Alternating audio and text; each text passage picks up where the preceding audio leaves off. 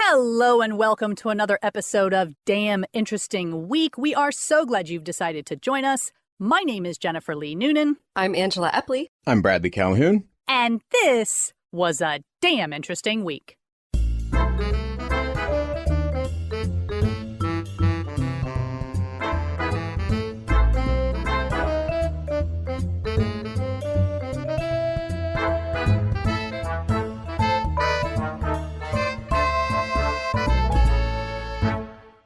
So let's get started with our first link. First link. Okay, from Science Alert, a 14-year-old has just won a prize for origami that can hold 10,000 times its own weight.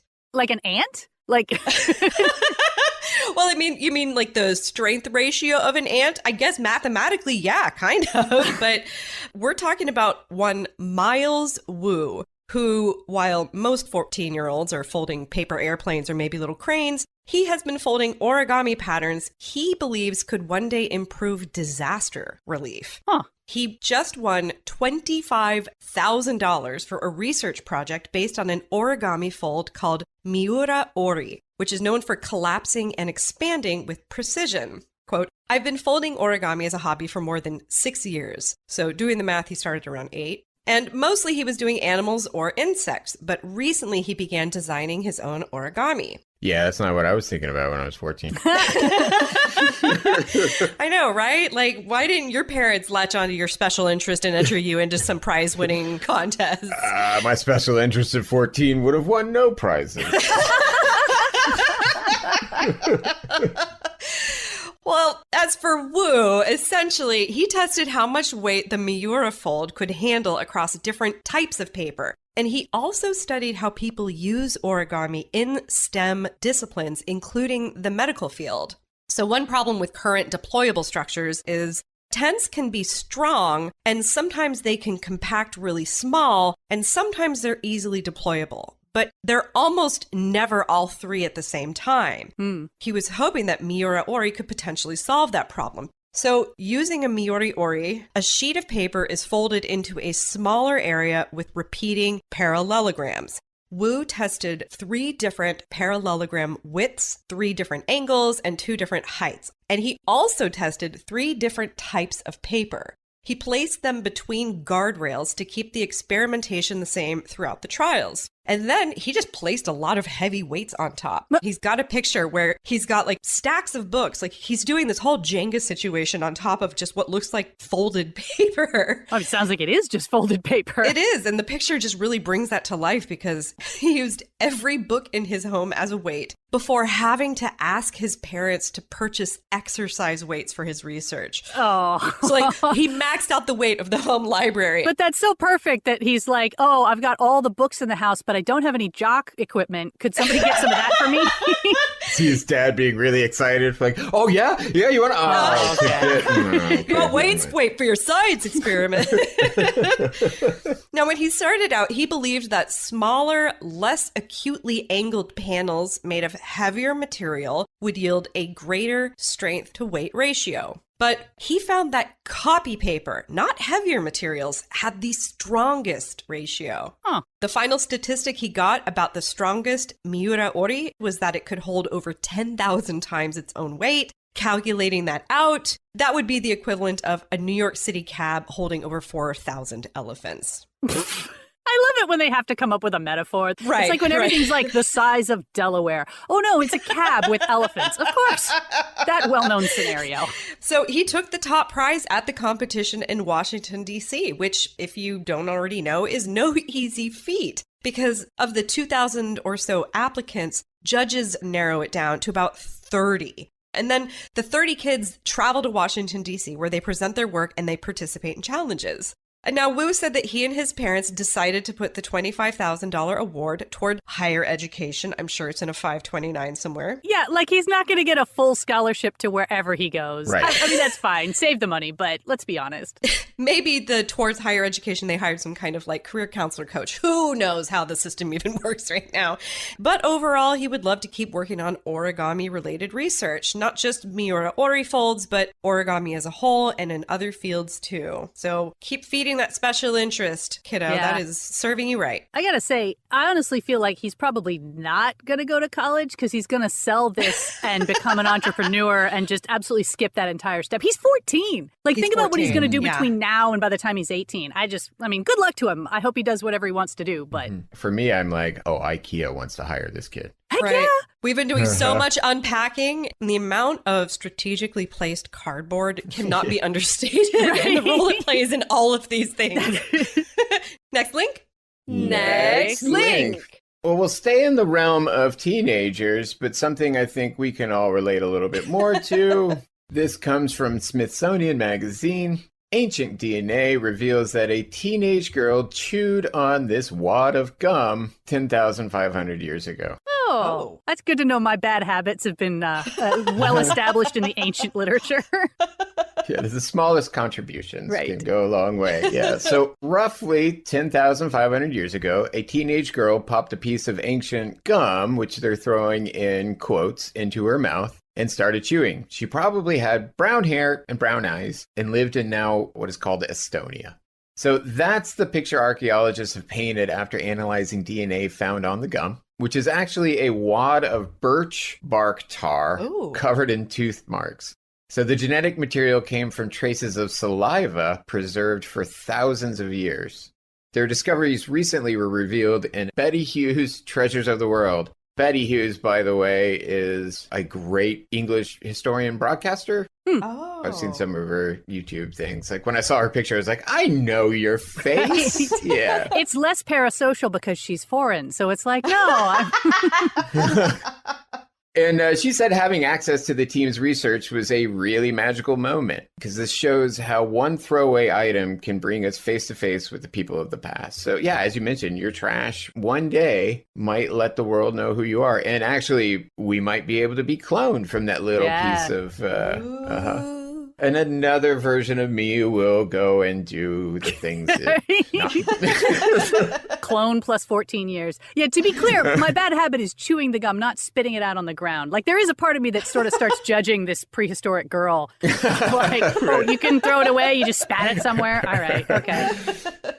Hughes was particularly intrigued by the fact that the teenage gum chewer had brown eyes and hair, because this finding challenges the assumption that Northern Europeans had fair hair and blue eyes. Oh. So we're not the only ones that apparently used that birch. Neanderthals, as well as early humans, used this pliable goo for adhering stone blades to handles and patching broken pots. They also chewed it like gum. They're thinking likely to keep it malleable as they worked or to ease toothaches. Or, you know, I'm guessing people had an oral fixation back then as well. Yeah. In 2019, researchers recovered DNA from a 5,700-year-old birch tar found in Denmark. And from this genetic material, they were able to reconstruct the female chewer's genome, identify the microbes in the woman's mouth, and deduce some of the food she had recently eaten. Wow. Hazelnuts and duck, apparently. Wow. See, now that doesn't sound bad. Right? I mean, they may not have been processed in any way. It could have been raw Right, gnawed on hazelnuts a corpse and picking some nuts off the ground. But still, it sounds gourmet. It sounds better than chewing tree sap, to be honest. So similarly, in 2024, scientists analyzed 3 pieces of birch tar found in Sweden, and their analysis revealed the wads had been chewed by 3 children and 3 teenagers roughly 10,000 years ago. I mean, that's how you get mono, though. Yeah. Oh, sharing. Yeah, sharing your gum. Oh. The samples contain DNA from many different animals, as well as traces of fruits and nuts. Scientists also found microbes that suggest one of the chewers had a gum infection. Ooh. Gum infection. That's tough to say when we're talking about gum. Right. English. You couldn't come up with another word? In a new paper published last month in the journal Proceedings of the Royal Society B, scientists describe their analysis of 30 birch tar samples chewed by Neolithic farmers roughly 6,000 years ago. Several of the wads appear to have been chomped by multiple people, so I think that's just something we did. I'm learning that we have a lot more ancient spit than I thought we did. Like, it sounds like we've got gum from everybody. I mean, like you said, I'm hoping that my gum gets preserved and somebody can clone me in several thousand years. That'd be good. Yeah. If my consciousness makes its way in there too, yeah, that'd be great. Yeah. You wouldn't even know. Yeah. Well, you'd know because the clone would love to chew gum. That's how you Next link. Next link. All right, this next article comes from the BBC, and it's called Blended Wings, the Sci-Fi Aircraft That Could Appear at an Airport Near You. So the best way to visualize the shape of these so-called blended wings, go to the article and look at the pictures, actually, but I'm going to do my best. So if you imagine looking at a normal plane from the top down, you've got the fuselage shaped like a long tube, and then the wings jutting out roughly perpendicular to the sides. But in a blended wing plane, the nose of the fuselage and the tips of the wings are almost fully connected like a stingray, basically, including the fact that the outer tips of the wings are curved upward, which I know it's supposed to look all futuristic and cool, but I'm not going to lie, I just find it adorable. It kind of look like the stealth bomber. Yeah, this is definitely not a new idea in the sense that military aircraft have been taking advantage of this shape for decades, but it has a lot of other benefits, many of which could revolutionize the commercial air industry if we could get it to work. One industry analyst went so far as to say that a blended wing airliner has become, quote, the holy grail of aviation. Meaning we'll never find it and it doesn't exist? Well, a lot of people think that, actually. But it is pretty amazing because to start with, a blended wing airliner would burn up to 50% less fuel, which would also reduce emissions by a similar amount. It would reduce noise both inside the cabin and on the ground below, and it would do all of this with a cabin area that was 40% larger. Now, admittedly, far fewer of those passengers are going to have access to a window because most of them will be in the center of the triangle. But they say this design also leaves room for extra large doors, which would speed up boarding and deboarding, which, I mean, I, for one, would absolutely trade a window for that. I don't even choose the window. I choose the aisle. But so if this concept is so amazing, why haven't we done it, right? Why is it so hard to go from a triangular military plane to a triangular passenger plane? And the main reason is that the interior cabin of a military jet is not pressurized, while a passenger plane very much has to be. And the thing about air pressure is it likes to be evenly distributed, like a balloon. So the cross-section of a traditional plane's fuselage is a circle, which makes it structurally stable. Pressurizing a big flat triangle is a whole different type of physics. And it can be done, theoretically. It's just a question of how expensive it is and how heavy the resulting aircraft ends up being, which can potentially erase all those gains you get from being a blended wing aircraft in the first place. And there was briefly a big push for this idea back in the late 80s. And a team at Boeing got as far as creating a little drone called the X-48, which ticked all the safety and functionality boxes on a small scale, but the numbers on scaling it up still weren't pretty, so the program ultimately got canceled. And even though a lot of progress was made by Boeing and other design companies at the time, for some reason the prevailing attitude coming out of this era was, we tried it, it'll never happen. So the blended wing aircraft has been largely on the back burner since then outside of military use. But in the meantime, materials science, specifically in carbon fiber and 3D printing, have made massive strides. And while big manufacturers like Boeing still aren't on board, there are now at least 3 aviation startups who are convinced that the time is right. One of these startups is Outbound Aerospace, which has successfully created a drone they call Steve, short for Scaled Test Vehicle. And they have designs for a full-size airliner called the Olympic, which they plan to have on the market by the 2030s. And Outbound very deliberately made Steve to match nearly all the specs of the original X-48, but on a fraction of the budget and in only 9 months. And that's because, like Boeing, they're in Seattle, and they know that a lot of the older industry folks they're trying to win over here still have a personal connection to that failed project. So they are trying to get ahead of the responses like, we already tried it and it can't be done. And it does very much seem like Outbound is trying to get acquired by Boeing specifically, because they're going to need that infrastructure and funding boost in order to compete with, for example, a company called Jet Zero, which has already secured quite a lot of funding for their prototype, the Z4. Most of Jet Zero's investment comes directly from airline companies, including United, who has committed to buying up to 200 Z4 planes if the final product can meet the airline's requirements. And they clearly think they can. Jet Zero has already spun up their first manufacturing facility in North Carolina, and they say the first full-size Z4 demonstration plane will be ready by 2027. But even Jet Zero is behind the times compared to a company called Nautilus, which quite a lot of the press keeps misspelling as Nautilus, but it is Nautilus. And they've already got a full-scale prototype of a blended-wing cargo plane in test flights right now, which they hope to have certified by the FAA no later than 2028. Their designs for a passenger plane, meanwhile, seem to be more focused on the luxury market, using that 40% extra space for business pods, family cabins, and just sort of more legroom all around. Yeah, to me, it makes sense to push for cargo first. Right. It kind of feels like you have to do that. And all of the PR for these other companies is like, we'll have a plane. We're not going to tell you what it's used for. Right. And, you know, like I said, Nautilus is way ahead. They're not yet disclosing their customers by name, but they say they have a backlog of pre-orders for no fewer than 580 aircraft worth up to $23 billion.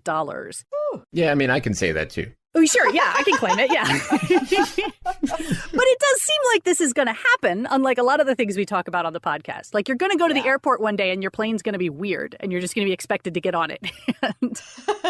In the future? What? Yeah, well, assuming there is a future. But we try to assume that. Next link? Next link. All right, from The Guardian, we're going to go back in time with Huey Lewis and the News, specifically about their hit song from Back to the Future. Yay! Sorry, Right? I love that movie. Go ahead. Right? Fan favorite. And it wasn't really clear it was going to hold up over time because at the very beginning, Steven Spielberg and Bob Zemeckis asked to meet the band, along with Bob Gale and Neil Canton. They said they'd just written this film whose lead character was a guy named Marty McFly, whose favorite band was going to be Huey Lewis and the News. And they said, how about writing a song for the film? And he replied, I'm flattered, but I don't know how to write for film necessarily. And don't fancy writing a song called Back to the Future. They said, no problem, we want one of your songs. I said, tell you what, we'll send you the next one we work on. Now, according to the guitarist and songwriter who had already written a chord progression and recorded on a tape, Huey was going through a jogging phase, was out running one day when the song's lyric just came to him. They sent a demo, but when Zemeckis heard it, he said it wasn't upbeat enough, which, the Stones of giving notes to Huey in the News. Yeah. But went back to the guys, they worked on it. The saxophonist got involved with the arrangement. On the original demo, the bridge chords happened twice, and the song started on a verse in a minor key. Oh. Right, yeah. if you know the song, then and you understand music a little, that's going to kind of hit you upside. But Johnny, the saxophonist, had the idea of minimizing it to just one bridge and also came up with that big positive 3-chord major key intro. Now, when they released The Power of Love, the name of the song, it was the most added track on radio in its first week and on heavy rotation. And the interesting thing is that the film holds the record for the shortest amount of time between the end of principal photography and the release of the film. Y'all, that happened in 9 weeks. Whoa. Okay. Good job, editors. Well, good job. And also they had some pressure on them because as The Power of Love was racing up the charts, the studio kept yelling at Zemeckis, get the film out there. The song is killing it. Wow. So it was the popularity of the song that brought the release date forward and hopefully got those editors some sweet bonus checks. No, it didn't. It did not. It did not. But they've got a story they can't stop telling their grandchildren. We did it in 9 weeks. That's right. Uphill in the snow both ways, man. That's right. Now, people forget at that time that Huey Lewis and the News actually had a higher profile than Michael J. Fox and Bob Zemeckis because they had hit records. So the advantage to them was that this was their first really big international hit because the movie was so successful everywhere, and that enabled Huey and the News to tour Europe and other places. Okay. So as for the songwriter and guitarist, Chris Hayes, he just kind of drops this in the interview. Like all my writing, The Power of Love was done pretty casually. casually. But I mean, if you've ever tried writing a song, that's just, oof. Sure, but once it's done, you got to be like, I wasn't that hard. Exactly. Just had my normal panic attack part of the process, whatever. No, he didn't say anything about that, but he did say he had a real basic recording setup at the house, just sat down on the couch in PJs one night, came up with chord progression. It was based around a really simple guitar riff and something that was as poppy and accessible as I could make it. It was all about using the right guitar parts and getting something kind of catchy. In the bridge section, it's kind of gospel inspired. And when it came to the guitar solo, it was kind of inspired by Stevie Ray Vaughan. Oh.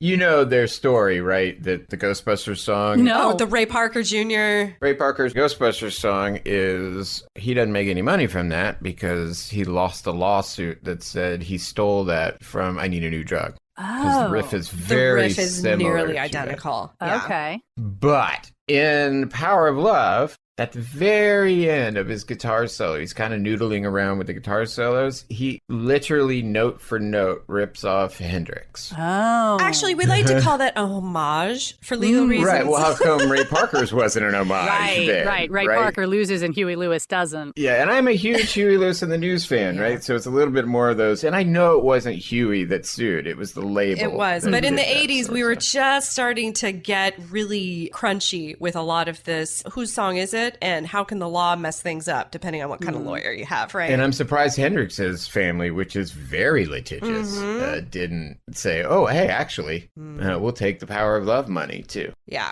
Well, when they wrote this song, they had no idea what was going to happen or how popular it was going to be, but it ended up being a huge part of the whole Back to the Future franchise and the biggest song in the band's career. It gave them their first #1 hit. But what's weird about it, according to the songwriter, in his own words, the song really has nothing to do with the film whatsoever. He says, we were given a synopsis of the movie. I read the whole thing, and I remember thinking to myself, this doesn't sound plausible or like it's going to be any good. But boy, was I wrong. I mean, yeah, but honestly, I hate it when theme songs are basically like the plot of the movie. Yeah. Just give me a good song. I don't need... It set up the vibes and it set up the tone and the energy because you got that great montage. And if you remember in the movie, he's got a little cameo as one of the band judges, right? He's got the glasses. And he says, gonna go back in time. Yeah, he does. That's right. Least, you know, it's somewhat related. Yeah. But he just didn't want to say Back to the Future. Yeah, that's hard to rhyme with. That's right. Not good syncopation. That's right. They knew what they were doing. All right, next link. Next link. Well, this also comes from The Guardian. Man charged with theft after allegedly swallowing Fabergé pendant in jewelry store. Wow. That sounds like a great way to die. I'm sorry. In the jewelry store? So, like, the people saw him do a swallow? Yeah, we'll get to that. So a New Zealand man has been charged with theft after allegedly swallowing a Fabergé James Bond Octopussy pendant worth more than $33,000. Wow. So as if you all don't know, Fabergé is one of the most renowned jewelers in the world, known for its Imperial Russian eggs, which I don't get it, but to each their own. I don't get a James Bond brooch either, so I clearly... Well, they show a little picture of it, and it's a little egg, and when you pop it open, there's a little octopus inside of it. All right. Yeah, the egg locket offers a surprise. Inside contains a miniature 18-karat gold octopus with 2 black diamonds. Oh, so it's like a really bougie Kinder egg. Yes. Which are illegal, because if you swallow them, you might choke. So. See, yeah, but he didn't choke. He didn't choke. He got it down. See, it's safe. So the police could not offer any photos of the object as it had, quote, not been recovered yet. They're just waiting. He's handcuffed to a bed on top of a bedpan, and someday. And whose job is that? How big is the item? I mean, it's crusted in jewels, so it doesn't promise a very smooth passage through. Yeah, they don't tell us exactly, but I can kind of get a sense here that it's maybe an inch long. Oh, okay. For the egg. Well, then it was kind of asking to be swallowed, wasn't it? Really, yeah. I mean, it's an egg. An octopus. Octopus is tasty too. Like, come on. So this is where this man has probably got some mental health issues. The man was also charged with allegedly stealing an iPad from the same jewelry store on the 12th of November, and the following day stealing cat litter and flea treatment worth $100 from a private address. See, now I'm trying to picture him swallowing the iPad, so... The cat litter. Right. Well, and the cat litter kind of creates a nice coating for the egg to make it not so sharp on the way down. Wait, maybe he was just taking cat burglar very literally. Oh. Yeah. Next link. Next link. All right, I've got a quick one here from Science Alert called Specific Hand Gestures Can Make You Instantly More Persuasive. Oh. Yeah, the Italians know this for sure. Yes, well, we will be getting to that, as a matter of fact. Oh my goodness.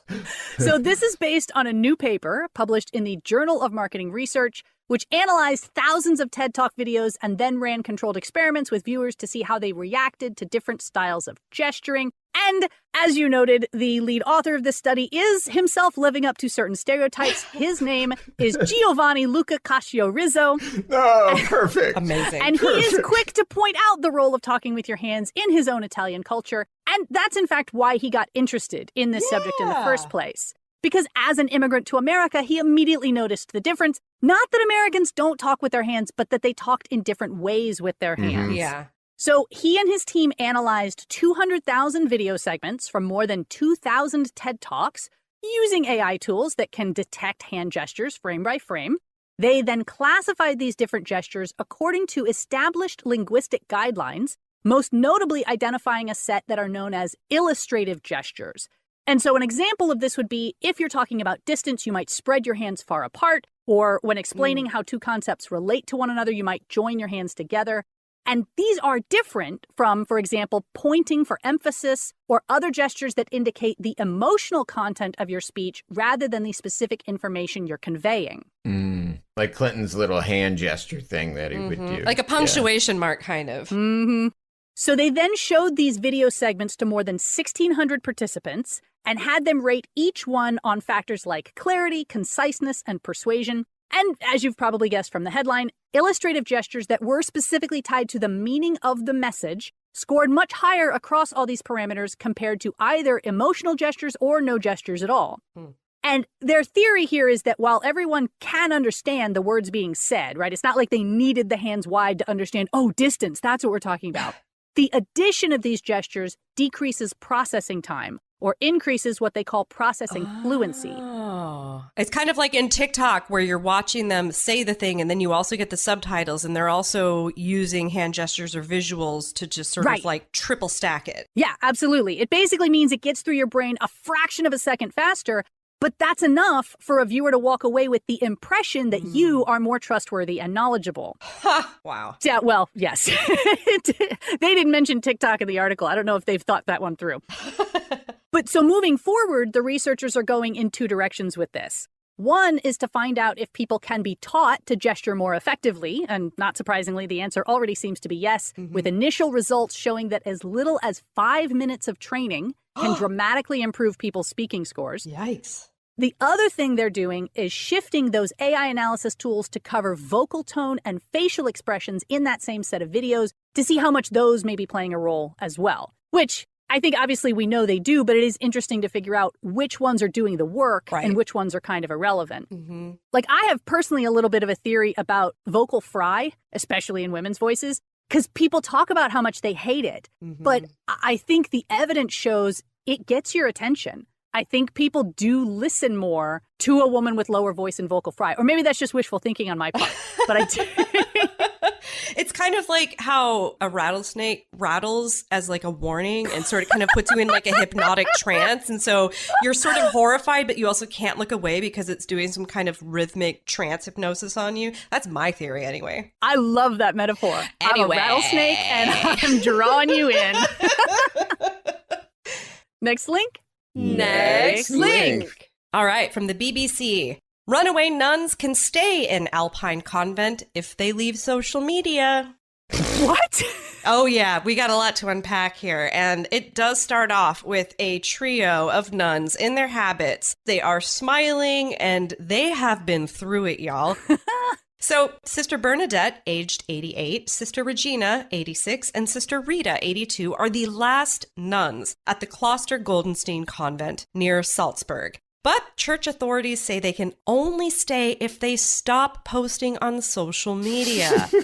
In a statement released in their name, they said they were willing to reach an agreement in principle, but their legitimate claims and needs would have to be taken seriously. And they indicated they were not entirely happy with the church's offer, saying it had the, quote, character of a gagging contract. So here's what happened. The three nuns say they were taken out of the convent against their will in December 2023. In September, they moved back in with the help of former students and a locksmith, which angered church officials. Now, the nun superior, a provost Marcus Grissel from Reikersburg Alley, called on them to return to the care home, saying their decision to return to the convent was, quote, completely incomprehensible. The nuns' story sparked worldwide interest. Supporters helped them with food and social media by posting videos of the nuns' daily lives. These featured them praying or at lunch. It included Sister Rita's exercise workouts. She was recently given a pair of boxing gloves. So here's the context. These nuns spent most of their lives at Schloss Goldenstein, a castle which has been a convent and a private girls' school since 1877. Now, the school, which started accepting boys in 2017, is still functioning. Sister Bernadette attended the school herself, arriving as a teenager in 1948. Wow. In fact, one of her fellow students was an Austrian actress, Romy Schneider, one of the world's biggest film stars of the 60s and 70s. Yeah. And then Sister Regina arrived at the convent in 1958, and then Sister Rita in 1962.